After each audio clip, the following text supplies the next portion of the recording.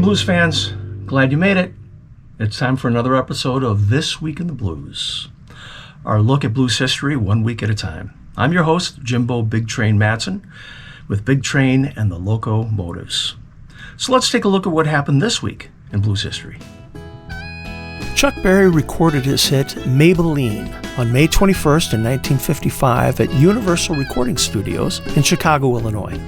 The song adapted in part from the Western swing fiddle tune Ida Red and is considered to be one of the first rock and roll songs. The track became Berry's debut single release in July of that year, where it peaked at number 5 on the U.S. charts. Happy birthday to blues singer Billy Wright, who was born this day in either 1918, 1928, or 1932. Yeah, I know it's a big date range. A flamboyant performer, he was known as the Prince of the Blues throughout his career. He was a key figure in the Atlanta blues after World War II and had a major influence on the rock and roll pioneer Little Richard, whom he helped get his first recording contract in 1951. Albert Collins started recording the album Ice Pickin' on May 22nd, 1978 for Alligator Records at Custom Studios in Chicago. It was the album that sparked Albert Collins' belated rise to blues stardom, a full 20 years after the master of the Telecaster recorded his first of his incendiary, cool instrumentals, titled The Freeze.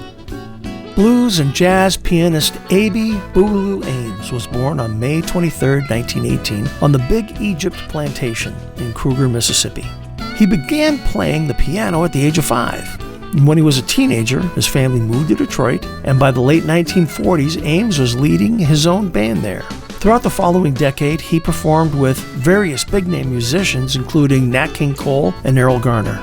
Around this time, he picked up the nickname Boogaloo.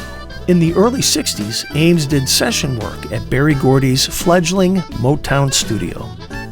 Muddy Waters recorded Mannish Boy on May 24th in 1955. It was one of a series of chess singles that featured Muddy Waters convincingly touting his own virility, assisted by an all-star crew, with Junior Wells filling the harmonica spot usually held by Little Walter on Muddy's sessions.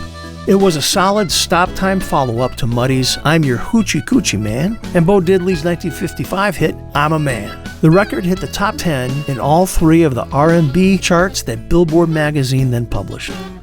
Blues guitarist and mandolin player Papa Charlie McCoy was born on May 26th in 1909. He was one of the major blues accompanimists of his time.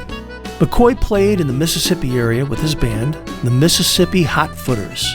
He and his older brother, Kansas City Joe McCoy, performed together in the 30s and 40s and recorded as the McCoy Brothers. McCoy served in the U.S. Army during World War II. In poor health after the war, he never returned to music, and he made no more recordings after 1942. Among his scattered solo sessions is the first known recorded rendition of the song that eventually became Sweet Home Chicago. We just covered some of the highlights here. If you want to know more about these artists or other things that happened this week in the blues, be sure to follow our social media pages or visit our website. We'll have a new episode next week. We'll see you then.